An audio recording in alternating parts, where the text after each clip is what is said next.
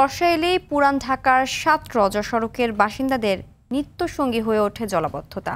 চরম ভোগান্তি পোহাতে হয় কর্মজীবী ও শিক্ষার্থীদের। এলাকাবাসীর দাবি সরু ড্রেনেজ ব্যবস্থার কারণে এই দুর্দশা। তবে এর জন্য স্থানীয় বাসিন্দাদের অসচেতনতাকেই দায়ী উল্লেখ করে দীর্ঘমেয়াদী পরিকল্পনার কথা জানিয়েছে ঢাকা দক্ষিণ সিটি কর্পোরেশন। জলাবদ্ধতা নিয়ে আলওয়ান খানের ধারাবাহিক প্রতিবেদনের আজ প্রথম পর্ব। গভীর গর্জন করে সদা জলধর, উথলিল নদ নদী ধরুণীর উপর। যদি বলা হয় মাইকেল মধুসূদন দত্ত রাজধানীর পুরান ঢাকার এই রাস্তাটির কথাই তার কবিতার পংক্তিটিতে উল্লেখ করেছেন, তাহলেও হয়তো ভুল হবে না।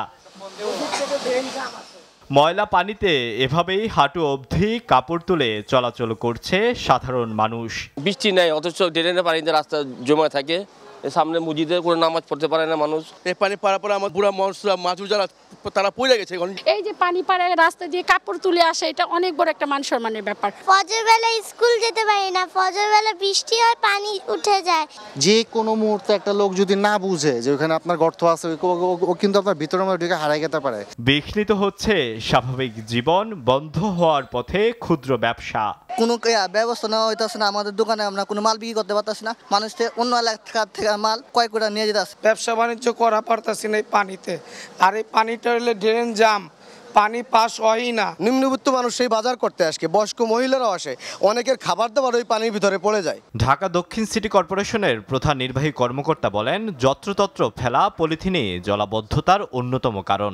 এই পলিথিনের সহজলভ্যতার কারণেই আমরা কিন্তু এই পলিথিনগুলো আবার যখন আমাদের নাগরিকরা ব্যবহার করেন, এটি আবার রাস্তায় চলে আসে এবং রাস্তার কারণে এইগুলো বৃষ্টির সাথে আমাদের ড্রেনে পড়ে যায়। আমাদের আপনি জানেন বিদ্যমান আউটলেটের সংখ্যা হলো আমাদের একটি কমলাপুরে আছে, একটি হলো ধুলাইপাড়ে আছে, আর একটি হাতিঝিলে আছে। এই তিনটি ছাড়া আমাদের এই পুরাতন ঢাকার সাথে রিলেটেড যে অংশটা আছে, এটা কিন্তু এটার সাথে আমাদের আউটলেট কিন্তু কম। জলাবদ্ধতা নিরসনে ড্রেনেজ সিস্টেম উন্নয়নে দীর্ঘমেয়াদী পরিকল্পনার কথা জানালেন এই কর্মকর্তা। এখানে আমরা অন্য পরিকল্পনা করছি যে এখানে কোনো ফাইবার রিলেটেড ম্যানহোল ঢাকনা দেওয়া যায়। এখানে আমাদের একটা পাইলটিং চলছে। এই ড্রেনে কিন্তু পাশেই কিন্তু আমাদের অনেক উঁচু হাই রাইজিং বিল্ডিং আছে কিন্তু, তো এটি জনগণের কিন্তু সহায়তা লাগবে। এটা যদি আমরা অনেক জায়গায় কিন্তু আমরা এটি করতে গিয়ে আমরা কিন্তু জনবাধার সম্মুখীন হয়েছি।